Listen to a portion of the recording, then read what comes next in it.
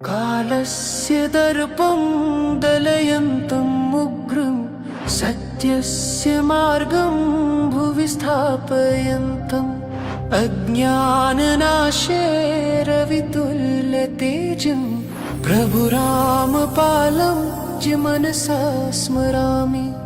हे कबीर करुणावतार सतगुरु गणपधारे परमेश्वर, विश्वस्य उद्धारं युगप्रवर्तकं ब्रह्माण्डमध्ये जयघोषनादं कबीर तत्त्वं प्रकटीकरोन्तं प्रभुरामपालं च मनसा स्मरामि। हे कबीर करुणावतार सतगुरु गणपधारे परमेश्वर।